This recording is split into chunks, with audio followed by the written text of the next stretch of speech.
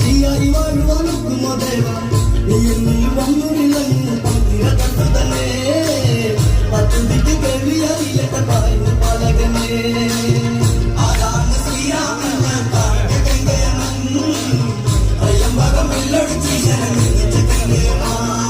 വെള്ളി കഴിഞ്ഞു ചടങ്ങുകൾ ചെയ്തു ഇതിലാ നിവാസികൾ പാത്തുന്നു ദശരഥ രാജന് യാത്ര പറയും ജനഗണം രാജന്റെ കണ്ണു നിറഞ്ഞു ഒന്നോമനയായ പെൺമക്കൾ പാടി നിറഞ്ഞുന്ന കണ്ടു